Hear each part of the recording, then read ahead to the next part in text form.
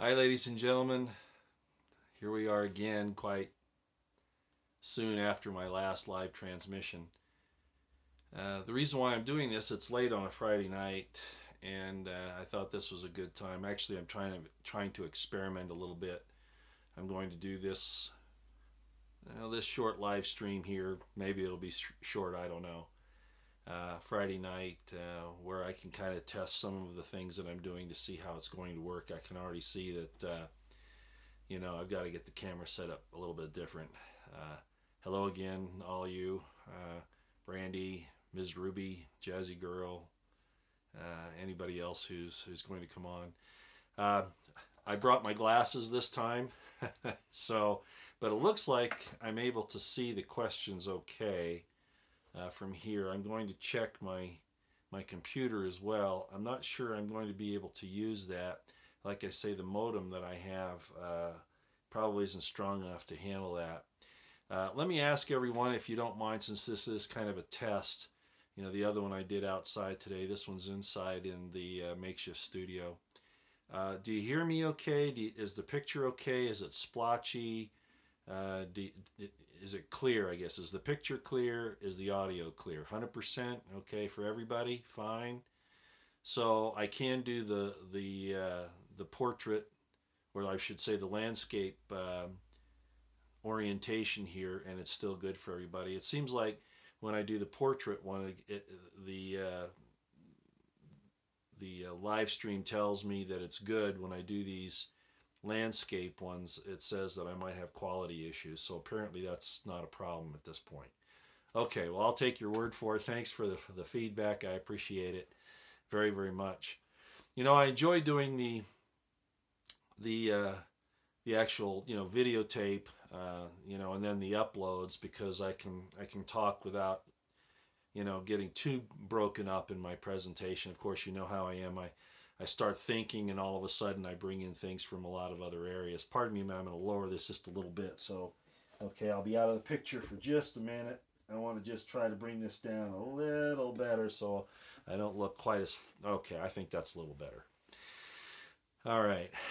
So on the tapes, or when we do the video recordings and then upload them to YouTube, when I do that, I used to have to keep them at 15 minutes. I finally got YouTube to allow me to stay on for longer than that on those uploads. And I think it was because I signed up for the live stream.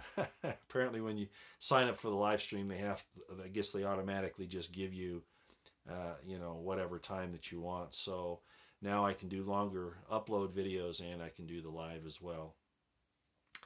So it looks like, I was checking on this here, I don't think I'm going to be able to watch what's happening on my side computer here. I was hoping that I could use that as to kind of watch what's going on, and in case I missed something on this screen here. But no, stoned. Are you stoned? Stonered? I'm not sure what you're asking there. No, I just get very tired. I've just come off my very disciplined regimen. I don't know if I've explained to you all what's happened. I really don't want to spend a lot of time on it.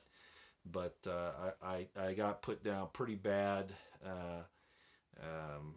with, well, some of you might know what it was. This happened several years ago, but I have recurrent bouts if I get off of my regimen. And so anyway, no, not at all. I'm just very tired. I usually go to bed at this time, actually. I'm gaining my strength back, and that's why I decided to come back on camera. I am a lot stronger than I was even a week ago. So, I figured it was time. And to get ready for this long discussion that we're going to have, primarily on the Las Vegas massacre, and I'm going to call it that, when we do that. And like I said today in the live stream that I did, it's probably going to be in 2 or 3 days.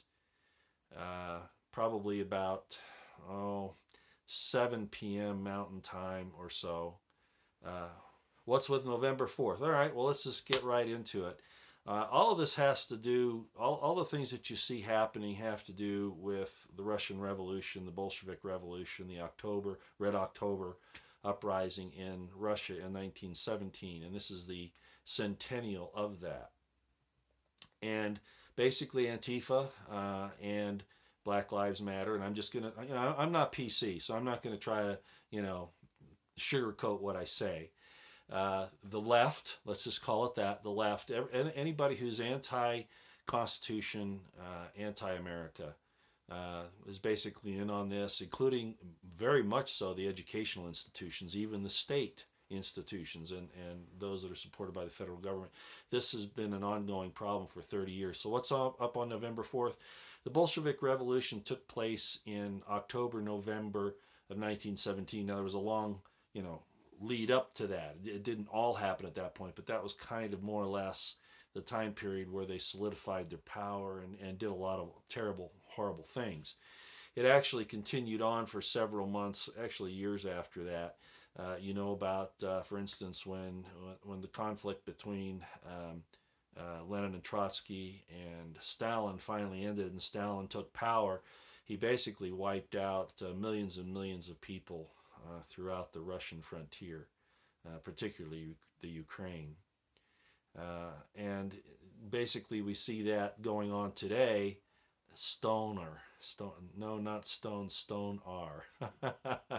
I'm sorry, I must be going over my head. I'm not quite sure what you're asking. But at any rate, so Stalin killed a lot of people at that time, and the Weather Underground, who was actually moving towards this with Bill Ayers back in the 60s and 70s, actually came out and said that their goal was to basically change the country they wanted to do it violently then, but it didn't work, so they went into the educational institutions, and we've been subverted from inside. And we knew this was coming, and that's exactly what happened. And so they want to Obama said it, we're going to fundamentally transform America, and he's behind that. He's part of the Muslim Brotherhood. He's also a follower of Bill Ayers and Saul Alinsky, just like Hillary Clinton is. So hello everybody. I appreciate that. So at any rate, that the replay of the Russian Revolution, where they killed a lot of people, imprisoned a lot of people, did the re-education camps, all of that. They want to do that in the United States, and unfortunately, a lot of our institutions are backing that. It really is true. Basically, things like the BLM taking over Western lands, and that's been a problem for a long time. But the way they're doing it with basically, armed military disguised as law enforcement officers, which they're really not. But it's the same thing. It's taking the land over from the people. They're just using different excuses now. They're using the EPA, water situation, endangered species, whatever. But really, it's the same scenario that Stalin used to take over the lands in Russia, what became the Soviet Union. So what's coming? Well, we're leading up to that. The Antifa and the left want to have this revolution, which would include the coup against President Trump, which is really a coup against us. It's a coup against the American people that want to throw off the bureaucracies, the tyrannical government, go back to liberty, to freedom. We need some regulations, yeah, but right now it's way overboard, and if we don't put a stop to it, it's just going to get worse. So at any rate, November 4th is a big day. They think that they're going to have a nationwide, the Antifa, the left, are going to have a nationwide shutdown, riots, chaos, whatever. And it's very possible, somebody just asked, I hear there will be more massacres and law enforcement has been told to stand down. Very likely. So we don't want to be at the mercy of these people, so you're going to have your provisions, okay? We've got the problem with North Korea. We've got, we don't want to get into too much of that here tonight. Like I said, this is kind of an experiment here. I am going to focus on your questions here in just a few minutes, though. So at any rate, we're in for some rough times. And, I studied this for many, many years. A lot of people, don't quite understand my background. And it's diverse, both personally and professionally. And, I'm an open book, but we try not to talk too much about the things that, personal stuff is you know, it's personal. I don't know if most of you know this or not, but for instance, Newt Gingrich, you know, he and his wife have an open marriage. Is that a good thing? Well, you know, maybe not under the standard traditional Christian understanding of things, but how are the furry babies doing? Furry babies.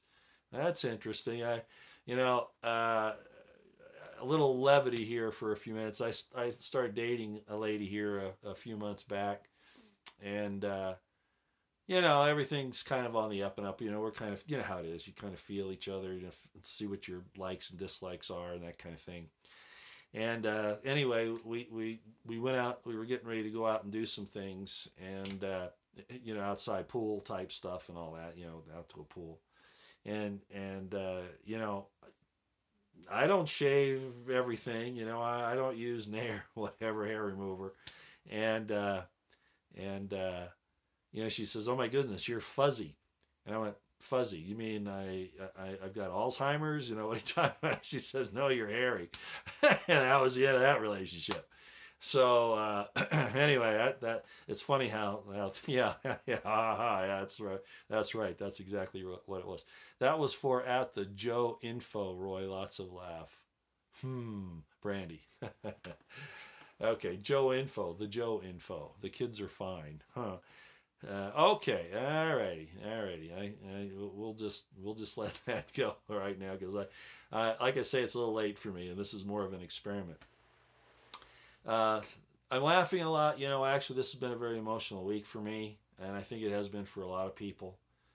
What happened in Las Vegas was absolutely horrible. Very, very terrible, terrible thing. And I'm afraid to tell you, and this is what we're going to talk about when the time comes up.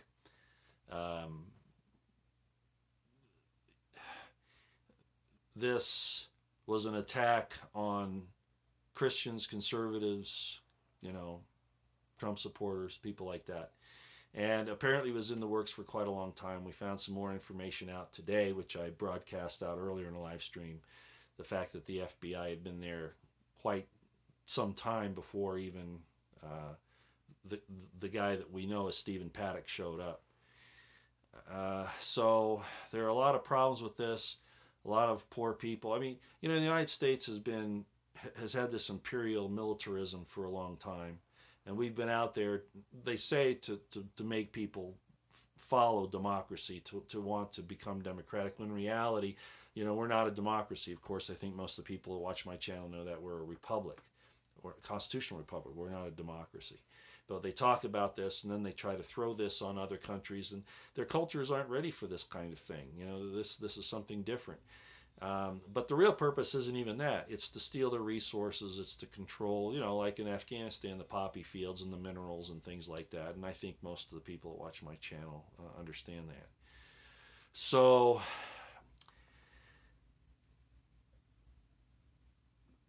they have to corral the American people. They have to corral them. And so what we saw in Vegas was a couple of things. One, I do believe that it was a hit on one or two specific targets, and they just used the opportunity because they will. They'll exploit the whole thing. It was also the point to cause the rest of us Americans a lot of difficulties and to take some innocent lives. So, okay, I didn't mean to start pontificating there. Just to point out that this has been a very emotional week for me, a couple of weeks. Robert David Steele. Well, you know, it's kind of like the thing with Dr. Pachinik, and I think most of you might know that Dr. Pachinik basically came out on the Mea Culpa video that he made this week, and he said that he had it all wrong, that he now thinks that Trump is a traitor and, you know, the generals are traitors and all that. Actually, I'd agree on the generals. I'm not certain about Trump. But some people asked me that question, and once you're involved with the CIA, you never ever really, and I mean really involved with them, you never ever really get out of it. They change your mind. They change the way you look at things. Yeah, there were 2 shooters, Patricia, at least, and probably a lot more. And no, Rouse is not Podesta's son-in-law. That's a mistake. that was put out because somebody jumped to a conclusion there. No, the FBI agent in charge in Las Vegas there, Aaron Rouse, is not Podesta's son-in-law, and you're correct about that. He's not. I tried to correct that. I actually tweeted when I got that message. I saw it from Sergeant Report, and I went, "Wow, that explains a lot." And I tweeted it, but I didn't really look at it. Most things I vet, but on some of those tweets, I just send them out. Not a good idea, of course. But right after that, I found out that the fact of the matter is that he is not. Is he related to the husband of Podesta's daughter? Could be. Very likely. I've seen some evidence that might be the case. But at any rate, we know that there are some real problems there. You need to research everything. Yes, absolutely. Everything needs to be researched. But all of us sometimes get in a hurry. I know, we get rushed. There's right now the information. This thing where the information changes not just once a day. It'll change several times a day, and there's so much of it. Wars, riots, Antifa, Congress, the FBI, the CIA, Iran, North Korea. This isn't a mistake. This is deliberate. This is under the principles of war. This is mass. You overwhelm the enemy. On the battlefield, it's with massive firepower, massive troops, massive whatever. In the psychological warfare realm, it's loading you up with so much information that you can't figure out what to work on next. So we really do have to break things down. And I talked to Craig Sawyer, not directly, but on Twitter the other day. And I thanked him for staying in his lane. He understands the importance of what he's doing with pedophiles and trying to expose that whole thing. And even though he's aware of all these other things going on and he'll comment on it, he stays in his lane because that's his expertise right now and it's really needed. And we're all kind of like that. I'm not sure where my lane is right at the moment. I've been probably commenting on too many things. But about the chopper, yeah. There is a thing on certain type of choppers where you can get into what's called I forget the actual name, but it's kind of like a silent mode. I don't hear any choppers there. There was one that showed up in some of the videos later. I'm not sure that they're actually the ones that are doing the shooting, frankly. Whisper mode, thank you. Yes, there's somebody who knows what they're doing. They could have been in whisper mode, but I don't think that's where at least the initial firing was coming from. Obviously, one spot was the Mandalay Bay. I am not certain it was the 32nd floor now that we know some other information. I don't believe that the guy that was killed there in that room is the one that the media has been showing us and the FBI and everybody else, this Stephen Paddock. I'm not convinced of that. There are too many differences in his overlays of the profiles on him. I don't believe that's him. One of the big problems is the detached earlobes. Yeah, it's a CIA black ops mess with the purpose of chaos and to see what they can get by with. And there's a lot of other parts of that we're going to talk about later. So I don't want to lock in on that now. All I'll say is that your government is, and I say it on my YouTube channel here, my motto. The intel community is our most dangerous domestic enemy. They're in it for themselves. They're not in it for anything else. Didn't I have a source on the body? No, there were some other pictures of what Stephen Paddock looked like, and when you compare it to the body in the room, it's not the same guy. There's no way. They've tried to change the picture around a little bit now, but when you study the different parts of this guy, his skeletal structure, his earlobes, for instance, and some other things, somebody brought up about the tattoo of 13. I heard the excuse that was actually it looks like a 13 on the neck there, but it was actually something to do with his marriage to his wife in the Philippines. It's some kind of a marriage thing. I don't know about that, but that's not really what I used, was whether the tattoo was there or not. There were other things about it, and I'm convinced that that's not the same guy. I think Tracy Beans, who has a Twitter channel and a YouTube channel, I think she's right about that. That would be my estimation. I could tell you about something with Osama bin Laden when I was overseas in 2001, 2002, that I determined the same thing with when they were touting that Osama was taking credit for the destruction of the Twin Towers in New York on 9/11. and the guy that they were using for that was obviously not him, and we determined that by the newspapers. It was on all the newspapers throughout the country. It was not him, and we determined that through overlays and profiles, and it wasn't the same guy. And I kind of did that with this guy here laying on the floor too. ISIS claim responsibility. It's hard to say at this point. Whether this is the way I would handle that. We know that the CIA, the intelligence agencies, have been funding, arming, and training ISIS, Al-Qaeda, the Mujahideen, whatever you want to call them, Al-Qaeda, for a number of years. We know that they've been used for perpetual warfare and to continue the military-industrial complex. So when I see ISIS say anything, I figure it's the CIA. The CIA equals ISIS equals the mainstream media equals the FBI. You see what I'm saying? So in effect, even if it wasn't run by actual ISIS individuals, whether or not this Paddock guy had been radicalized or not, this is a CIA FBI operation. That's what this is. And so in that regard, yeah, ISIS could take responsibility because ISIS is CIA. That's pretty simple. Yeah, actually, Steve Pachinik, but not just Steve Pachinik, some others have said that Osama bin Laden was dead from a kidney disease. I'm not sure it was in 2001. I think it was late 2002. But the point is he wasn't killed by SEAL Team 6. That's bogus. And of course, a lot of SEAL Team 6 was killed in the helicopter crash, Extortion 17. So they couldn't talk. Pretty easy, isn't it? Let's see. Did you see what Benzar Bhutto said just before she was killed? I guess you're asking that to somebody else there. Sorry, I picked up on the wrong question. So do we still have a clear picture here and the audio's okay? We're doing okay in that regard. I definitely can't use my computer, but everybody has good sound and video, visual quality here. Okay, good, 100%. All right.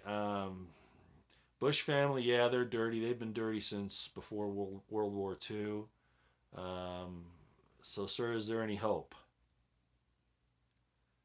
I have a spiritual side on that.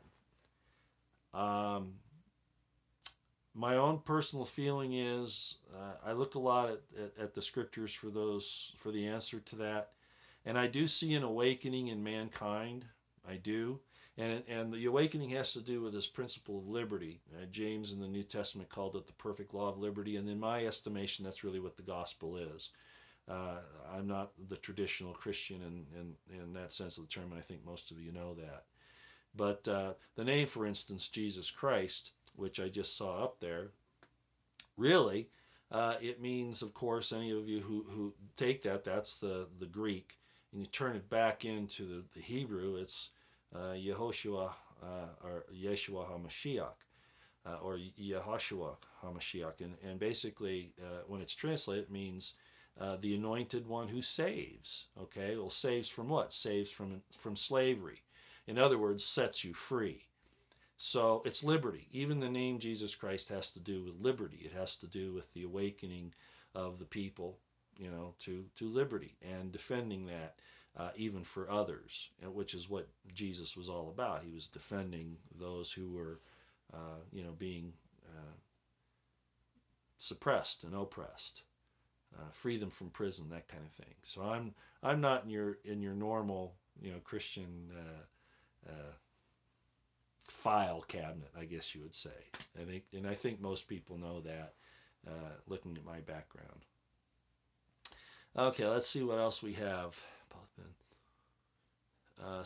Webb and Hanigan, yes, whistleblowers, Stu Webb and Tom Hanigan, and there are lots of others. I know of Stu Webb and I know of Hanigan. I know of Karen Hudis, and there are some others I could name. Honestly, just I have a problem with some of those, and it would take too long for me to explain why here. It's not that I don't use a lot of resources, a lot of sources, because I do. But because of where I've been and what I've done, I'm not a financial expert, so Karen, this is way over my head. But I try to take most things from a common sense perspective and understanding what, I look at it as what are the objectives of the enemy? What are they trying to do? I look at it from an intel estimate viewpoint. And a lot of times when I make those intel estimates for me to try to understand what's going on, a lot of these folks who have good intentions, I just don't see them on the right page. Now, I'm not saying they aren't. I'm just saying it doesn't fit for what I'm trying to find out. How many cities will be affected November 4th? I think the question is a good one. I think there are going to be a lot of them from here on.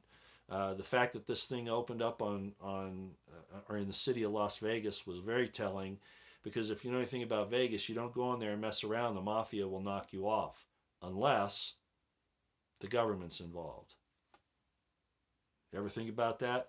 You don't think that those mafias in Las Vegas couldn't go after ISIS or criminals? I mean, you get a little two-bit criminal out on the strip and they start robbing people, they disappear. The mafia gets rid of them. The police don't. The mafia does. So you look at who has power to cover this thing up. What are the motives? Who has the power to cover up? Who would the mafia, and I don't want to say everybody in Vegas that runs the casinos mafia, but the fact of the matter is, who are they afraid of right now? The FBI, the government. So I think that's who's behind it. And so they're stuck between a rock and a hard place. So if they'll do it in Vegas, they'll do it anywhere. Of course, Los Angeles, Dallas, Austin, Miami, Washington D.C., Charlottesville, Charlotte, Chicago, New York City, Denver, Phoenix. I already said Los Angeles, San Diego, Seattle. But I'm not saying they won't hit the small cities. I think at this point, it's wherever they can get an operation going. So as I've heard Alex Jones and some other people say, and I've got some problems with Alex. Alex and I have butt heads more than once, as a matter of fact, and I won't get into that. I consider Alex to be, his bombast personality is a little hard to deal with, but his staff is excellent. His people that are backing him up are excellent. But if I had been doing, and I have been doing this as long as he has, it's just he's been really out at the forefront. Eventually you're going to lose some of your ability to stay calm. And so he loses it quite often, and I just have to understand that. It's a form of PTSD. It really is. I mean, you look at this stuff for so long, and it just gets to you after a while. I mean, just this thing in Vegas got to me really bad in the last couple of days. Chicago, Houston, probably a lot of places. So what I was getting to is that, you can't depend on the government to protect you. You're going to have your provisions, and I'll just put it that way. Make sure you have your provisions. You're going to need them. Alex sold his soul to who? Soros? I don't think so. Alex, I don't know. I don't think he did that. I really don't. There are some other really smart people out there that work for him that would know better. David Knight, Rob Dew, those guys aren't stupid. And so if that were really the case, I don't think they'd be there, okay? I think they get irritated with Alex. I couldn't work for him for more than 2 hours. He and I would be, it'd be one hell of a fight. It really would. It'd be one hell of a fight. I couldn't take Alex for more than a couple hours. So there's no way I could work for him. But those other guys, they're all excellent. And they're not afraid to say what's really going on. And we need that. So I respect Alex for the team he's put together. And that's, even in the military, commanders, generals, commanders of units, brigades, battalions, even companies, things like that. They get the glory, right? They get the credit. They didn't do it. I mean, sometimes their decisions and what they do, certainly make an impact. But, it's the people that are behind them that do the job. Their staffs, their subordinate commanders, and in particular, I want to make sure everybody knows I know this, the NCOs. The NCOs are where the real gold in the military is. That's where the real gold is. And without them, the officers would be nothing. Absolutely nothing. Okay, is it possible that Alex's New World Order? You know, I know a lot of times it seems like he's kind of like controlled opposition. He seems that. His switching back and forth, for instance, on Trump has been, and I have too. I've taken the position that, you know, I don't follow a personality. I follow the principle. I'm not involved in leaderitis, personality worship, or that kind of thing. I look at the principles. When Trump's doing the right thing, I'm right there with him, but I don't support him 100% of the time. Now, Alex says that too, but I sometimes think he beats the drum too much for Trump when he should probably be a little more critical. Being critical of a leader is not unpatriotic.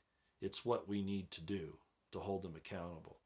So Alex worries me sometimes, but you know, after fighting this long and doing so much to get Trump in there, to see all these things happening, which causes him to, he's got to question himself deep in his soul sometimes whether this is really going the way it's supposed to, and that's got to hurt because he wants it. I believe this. I think Alex really, honestly wants this to succeed. I think he really wants the Republic of the United States of America to again take root and to get rid of all of this leftist, demonic, Luciferian hate, which is really what it is. So he's not very objective. Yeah, okay. Every once in a while, yeah, but aren't we all that way? I mean, really, aren't we all that way to some extent? Let's see. I watch Alex Jones Monday, Friday, and say he's very passionate. Yes, he is. And actually, that's refreshing. I mean, do you want to sit there and watch Anderson Cooper and, you know, he sits there, let's see, how does he do it? He's got his glasses on. See, I got my reading glasses. And here's Anderson Cooper for you, right? He's standing there and, you know, no expression, you know, he just talks, you know, no matter what he says, how outrageous it is, you know, he might crack a grin once in a while or a frown, but there's nothing there. And then you have Alex, you know, bam, bam, bam, you know, because he gets so frustrated. Who's the real person, right? Who's okay? Yeah, and I don't want to turn it into an AJ bashing fest either. I have a lot of respect for what he's done over the years. Okay, William Cooper said some things about him. Yeah, I know. Okay, and that's what we need. We need Jesus Christ more than anything if we're going to get out of this. I agree. The Spirit of Jesus Christ is what we need. Absolutely, 100%. And that's up to all of us, folks. It's got to be in our hearts and our minds. That's where it's got to be because, you know, those other guys on the other side, they've got something entirely different in their hearts and minds. They might not even have any hearts, you know, when you look at it. Okay, let's see what else we have. It's the forces of the people of faith and belief in personal liberty against the force of evil. Right. That's really what it is. And when you look, especially in the Hebrew scriptures, if you look at the Hebrew scriptures and you study how that works, more so than the Quran, certainly more so than the Quran. Even if you get into, there's a lot of freedom in Buddhism and Hinduism and things like that. But when it really gets down to the crux of personal liberty, that's what the Hebrew scriptures are all about. Is really what it comes down to. Okay, let's see. A 20-year-old Army special returned home from Iraq here in Tyler, Texas, said to report it was in a casket. I probably didn't quite get the whole gist of that, but yeah, these things go really fast. It's quite, you got that. They have no heart or soul. Do you think the state of the world is following the Bible? Is the military and generals on the people's side? Wow. Okay, let me answer. First of all, is it following the Bible? I think the Bible is a playbook, as I've heard it said before, for both sides, the good and the bad, the evil and the good. They both follow it. Okay, that's just the fact of the matter. And as far as military and generals, look what just happened in the U.S. Military Academy with this lieutenant who is a communist, and he had the Che Guevara shirt and had, communism's going to, win and all that kind of stuff under his hat. This is institutional, especially in the service schools. And I started noticing this in the Command General Staff College when I was there. That's for field grade officers. And I started seeing it there. Not so much in the company grade areas, but this was in the 90s or 2000s, 90s and 2000s. But no, it's institutionalized across the military. It is. Uh, it used to be that when, for instance, I don't trust any general who's on active duty right now. I don't trust any of them. If they weren't removed during the Obama purges of the good generals, then that means that the ones that are left were, uh, by and large, approved by Obama, and according to his worldview. So I don't, I'm suspect of Mattis even. Uh, Certainly McMaster, for instance. Dunford, anybody who wasn't purged by Obama, I have a problem with, and I'm suspicious of them. Uh, Company grade officers, I used to have a lot of trust in most of those, but then we saw this thing in the U.S. Military Academy, so now I'm not even sure that that's safe because it's been institutionalized. Look, they've been using the military as a social engineering institution for a long time. I'm not politically correct. I don't agree with women being in the military, and that's going to frustrate a lot of people. Because I put women up on a pedestal. I do. I think that's where they're supposed to be, but not to take the roles, not to switch roles with men. That's a really, really bad idea. And when that happens, some very bad things happen. What are they doing? They had soldiers wearing high heels here. What? Just a year ago? Had other guys wearing a vest over them to simulate being pregnant. I mean, come on. Women and men are supposed to be different. That's the beauty of this life situation here. That's a gift, and we don't all want to be the same. And especially, this unification of the sexes. That's not good. So we could spend a lot of time on that, but I've talked about it in videos before.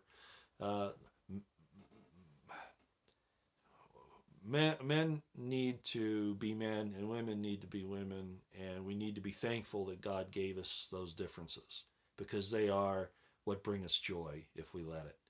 Now, yeah, like in the Weinstein thing that we're seeing now, we see men that denigrate women and that kind of thing. But the good male-female relationship, the good man-woman relationship, is not, doesn't have denigration and deceit in it. It can develop that if people aren't honest with each other and that kind of thing. But that relationship, more often than not, is a very sacred. A lot of people won't like that term. Special relationship. Let's put it that way, and it's one it's what we are. So I won't belabor that anymore. Yeah.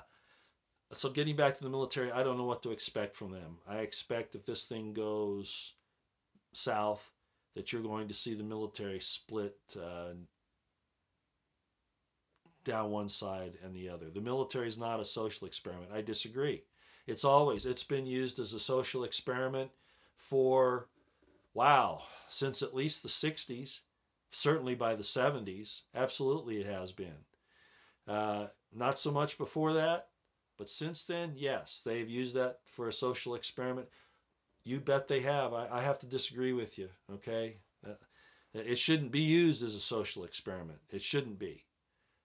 It's there to, when we need it to defend ourselves, not to be imperialist militarists, right? But to defend ourselves, we need people that know how to kill people and break things. Not how to, be PC, or how to understand what it feels like to wear high heels or to carry a baby, or whatever. That's ridiculous. Men are afflicted with overactive gonads. Well, do you want it any other way? Really? do you want us to be neutered? Do you want us to be it's how you control that passion. I mean, to go up and grab a woman who doesn't want it, of course that's not right. That's wrong. That's an assault on her person. But no, men have to have what they, and I hear this all the time that the men are overactive, right? They're aggressive. They have these gonads that are out of control.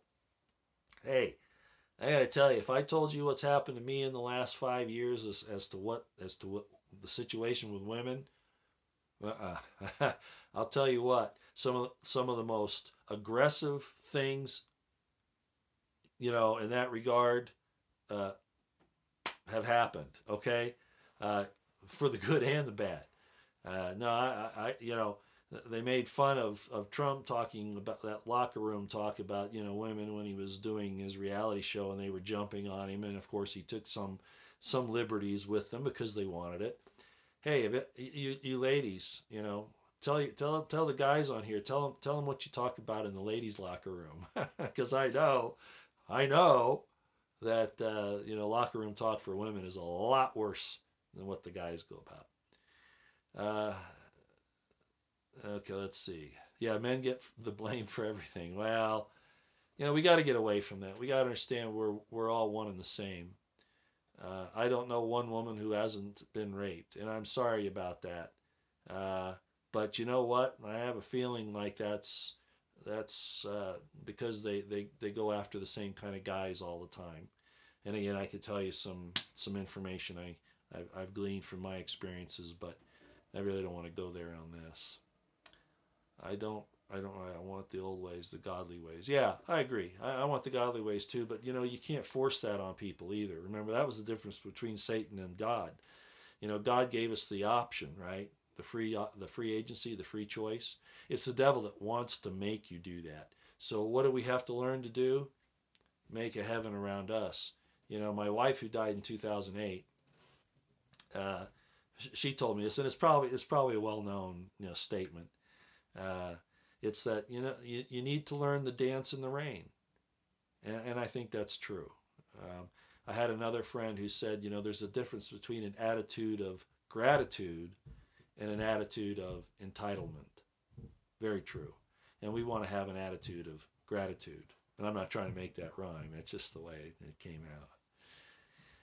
Okay, well, let's see. We've been going on here for quite some time, almost 45 minutes. Oh, and thank you for that. Sorry for my loss. Yeah, thank you for that. I appreciate it. Honestly, there was nobody like her. Nobody. A lot of women that I've met since then, I never really, you know, they say, you know, you compare everybody to that kind of a spouse. I really don't. I look at everybody as an individual. I don't want them to be the same. I don't want everybody to be the same. But at the same token, you know, I don't want to find deliberate deceit. I mean, everybody makes a mistake every once in a while, but deceit, demeaning comments, putting people down, condescension, you know, that kind of thing, it's just wrong. So if you do that, and it's rampant. I'm sorry, ladies, it's rampant in the female community. It really is. A lot to do with our media and what's been going on television for the last 30 years. And I don't expect women to be submissive. I'm not saying that. It's a partnership. But, you know, you got to admit what's been on TV for the last 30 years or so has been very demeaning. And it's really been a disservice to women in the long run because, of course, you know, men are going to recoil when they see that. And so it's just not good for any of us. Again, thank you for giving me your concerns there. Do I think there's something lurking out in space? Yeah, the universe. You know, I've looked into a lot of that. My mother worked at Goddard Space Flight Center back in Maryland, in Greenbelt, Maryland, back when I was growing up. You're welcome, John. Thank you too. Have a great day. You know, I learned some things as a young boy about what's out in space there from people that she worked with who were NASA astrophysicists. At the time, I was in my early teens, you know, 13 or 14. And the things that they told me, they're telling to a 13 and 14-year-old so they don't feel like they're going to get in trouble for it. You know what? Some kid said, you know, you told him that, he's just a kid, right? No, there's something out there. There is. Absolutely. I will say that. I don't want to take a lot of time on it here. Yeah, I do think we're headed for some hard times. This is going to be a dividing time, as I said in a lot of my videos. I think we're going to see people, they're going to split up, you know, good and bad. They're going to choose that, and it's going to be obvious that they're choosing that. If they choose to go the right way, it's going to be obvious. If they choose to go the wrong way, it's going to be obvious. A good woman is priceless. God even declared it. I agree. Yeah, whose price is greater than rubies. I think the way Solomon put it. Right? Okay. Let's see what else we got here. Describe what you'll think we'll see happening. Well, the first thing that we're going to, I think we're seeing a lot of it. I think some of these things are man-made. They can make earthquakes with nuclear weapons, subterranean nuclear weapons. They can, maybe not. Well, yeah, probably create storms too, and then seed them and direct them and whatever with, different types of engineering. Yeah, I think that. So we're going to see an increase in natural disasters. Obviously, the war thing is coming on, and we have to figure out a way to separate ourselves from that. FEMA camps and all that.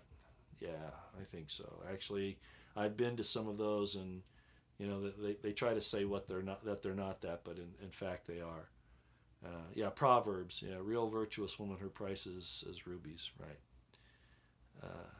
Okay, let's see. You cut in and out for a minute. Yeah, it's probably, and I apologize, it's probably the modem here, and that's why I'm doing this test tonight. I figured I wouldn't, I didn't know how many people would show up, and it doesn't look like there are too many, and I didn't expect too many. I just wanted to have a chance to see how this is going to work when we do the other deal.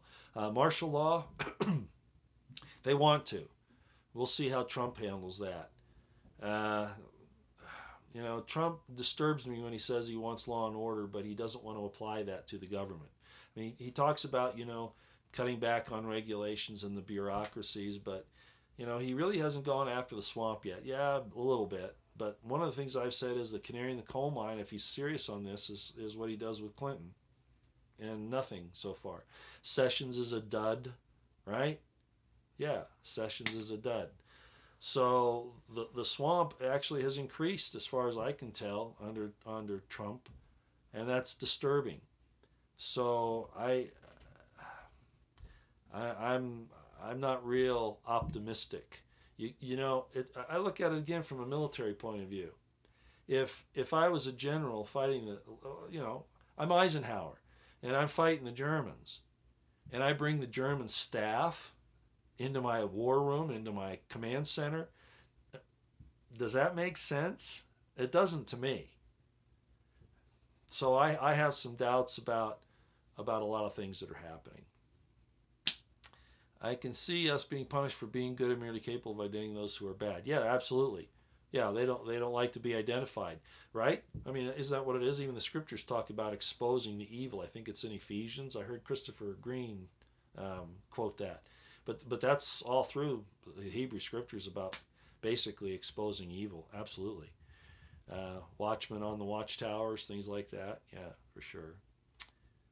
Okay, let's see. Fires in California, really bad.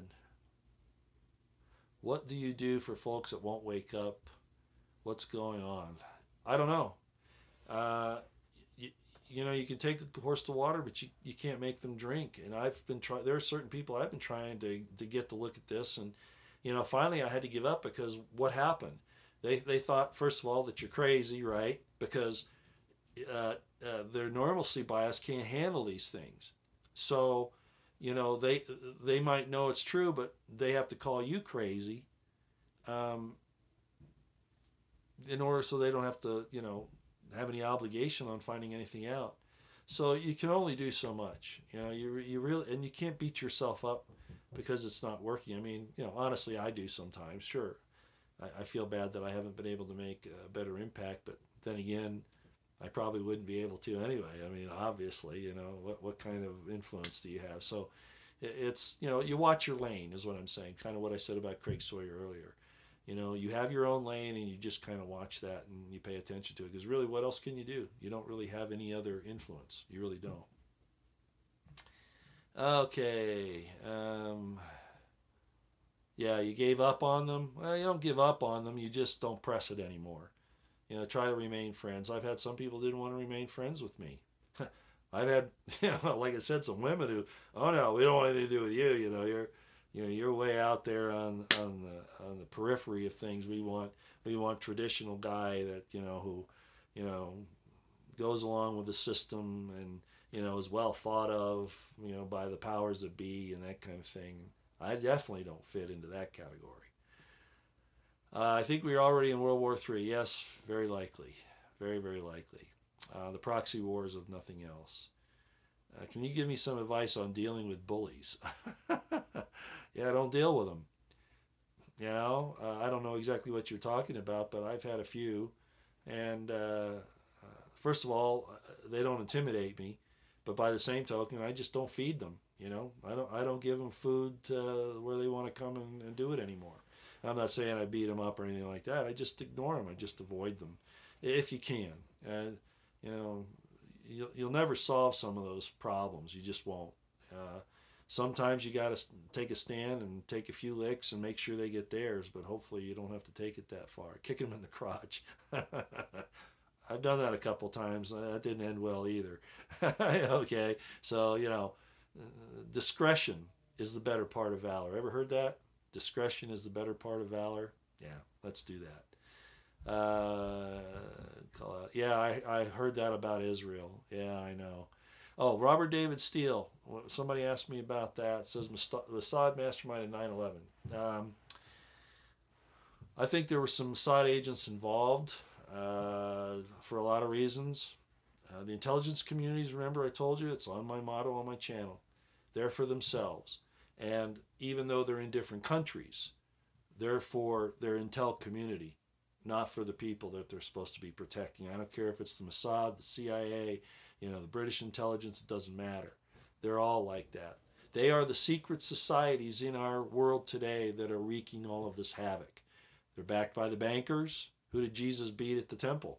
The only time it's shown him getting violent was when he beat the bankers. Who started the intelligence communities? The bankers. Who started the CIA? Wall Street bankers and lawyers. So, yeah, bad stuff. Okay, let's see. Tribulation. Tribulation and the rapture. I have a different concept on that than most people. I don't think we should get into that here. Let's just say it has to do with euphemisms in Israel and in Judea in those times. And it's really not, in my estimation, the way it's interpreted by most Christians today, neither in the tribulation explanations or in the rapture, either of those. That's right. The rapture is only in what's considered to be the rapture is in Thessalonians, and this is what I was talking about with one of the euphemisms. It talks about being caught up in the air in the clouds, right?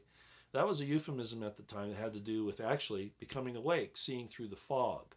You know, not the thick air, the dust and the fog down here, but that you actually rise above it, meaning that you awaken. What did Jesus say? Give them eyes to see and ears to hear, right?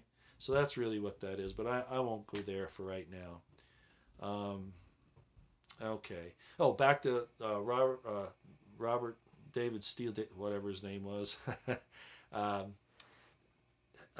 I was saying this about Steve Pachinik too, and then I got off topic. I have a problem with anybody who's been in the CIA for any period of time. Once a spook, once a spy, always so. Their mindset, if nothing else. Steve Pachinik, he got a lot of people upset when he was saying, you know, that Trump was a traitor, for instance, in this last mea culpa video that he did. And he was saying he was wrong thinking that we could save the republic and all that. I'm not saying he's insincere, but he's a spy, and he's trained that way, and he's a psychiatrist. So we have to treat these guys, Robert David Steele, we have to treat these guys, you know, respect what they say, but check it out and think for yourself. Use them as a source. I do. Okay, I use especially Pachinik, but again, he and I have butted heads probably at least the same number of times that I've butted heads with Alex Jones, and I use that in a figurative sense. I've never actually gone there and done that with them, but although Alex and I have had a run-in a couple times, that's for another time too. So on Robert David Steele, anybody who's been a spy, you know, get their information, but don't take it as gospel, okay? Don't do that because they have an agenda, subconsciously even. I mean, everybody does, right? But they've been trained for these things. So you've got to understand they're out there to manipulate people into certain categories, into certain actions. And so you just have to be aware that they're doing that. If you say you're not fearful of bullies, then this must mean you have backing. Well, do I have backing? I'm not sure I know what you mean. Most of the time, I just avoid them. I mean, I could get into being gang stalked, surveyed, harassed, harangued, threatened. Yeah, yeah. By fairly powerful people, but I just wave them on. We'll see what happens next time. Yeah, I don't know about that on what Obama said. Backing meaning having friends to help you fight. No, actually, that's not true. You know, in my videos and in my requesting people to get their provisions ready, I ask people to find like-minded friends and to get your provisions and like-minded friends so you can work together. I have a lot of good friends, but I wouldn't. Most of them, they don't want to have anything to do with this thing. They want tomorrow to be exactly like it was today, if you get my gist. And so I cause people a lot of stress, so I don't push it too hard. I figure that when the time comes, I've said it, I've been public about it. When the time comes, they'll know and they'll react accordingly at that time. Let's hope so, anyway, right? When a problem comes along, you must drink me? Box bleach. No, I won't do that. Sorry. I won't do that. Let's see. I see some comments coming across about Jews in Israel. I'm critical of all of the leadership of all countries at this point. If you know anything about my background, you know that I've studied the situation with Israel over millennia. I do not consider it proper, and neither do most Orthodox Jews, to call the nation state today that's known as Israel. I don't think it's right to call it Israel. It's the gathering place for the Jews on the biblical side. Most Orthodox Jews don't even go along with the idea that that should be called Israel, and I don't want to get into a big long discussion of that right now. I've done that on some of my YouTube videos if you want to go back and try to find some of those. But I would agree that Israel has a right to exist as such, but I do believe that the name that it was given was a subterfuge, because they don't do anything that Israel is supposed to do. They don't follow Torah. I mean, they have Torah worship there, sure, I mean, to an extent, but most of today's Judaism is actual rabbinic Judaism, right? That came into being under the Roman Empire at the Council of Yavna in about, 90 AD, 90 CE, somewhere in there, to make it palatable with the Roman Empire. It's not the ancient Israelite religion. It's Talmudic Judaism is what it is. And the Talmud has had a lot to do with the formation of the Quran historically. So I have problems with all of that. Let's see. EMP, North Korea or our government. Either one could do it. Our government could do it as a false flag. They don't care about us. Look at what they did in Las Vegas. That was a government-run CIA, FBI operation. Absolutely. I'm 100% convinced of that at this point. They don't care about us. They care about themselves. So what would they conduct an EMP over the United States and say somebody else did it? Like ISIS that they control? Sure, they would. Would they let North Korea do it? Sure, they would. Yeah. Will they? I don't know. It depends on the politics of the moment. A lot of this is going to depend on if Trump stays in the dark on what he's doing. I mean, look, even in the speech he gave today, and I understand some of the political part of this, but in the speech he gave today, what did he talk about with Syria? He still wants to say Assad is a dictator. People say Trump is a dictator. We don't need to be getting involved in these people's business, but that's because of Saudi Arabia, okay, and Israel. why they're going after Assad and Assyria. But then again, Trump again, what did he say? He said, well, Assad, used chemical weapons on his people. Baloney. So why does Trump keep saying that? I don't know. I mean, those are the kind of things that bother me with Trump. He just needs to attack the swamp and attack it all the time. But I'm not an issue, so I don't necessarily know all the details about what he's up against. But yes, it is extremely frustrating. Absolutely, it is. Oh, I know. I'm praising Henry Kissinger. One of the reasons why I knew that we had lost back in 2013, I think it was, just before the Boston bombing. It may have been 2011, actually, during Petraeus's deal. I worked for Petraeus for some time, so I know him a little bit. But at any rate, Petraeus, I was trying to get on his good side to get him to wake up, so to speak. And I knew it was all over when he gave Kissinger the Brotherhood Luciferian kiss in public. No, yes, I see a problem with Trump dealing with Kissinger. I do. I absolutely do. All right. Well, okay, I think I've found out what my system will do here. I've been talking to you guys for over an hour. You're probably going nuts. White genocide, yeah, there are people that want white genocide, and anybody who doesn't believe that, they're either complicit with it or they're blind. But yeah, and I could go on the history of that, but I really don't want to tonight. And the next time I come on, unless it's an update of some sort of quick update, we're going to have about an hour or a 2-hour discussion on this entire thing in Las Vegas. If you listen to my live stream today, you know that I have information now and it's good information, that the FBI was there before Paddock arrived, and they took up a large portion of a floor on, maybe even a whole floor at Mandalay Bay prior to all this happening, and some other things.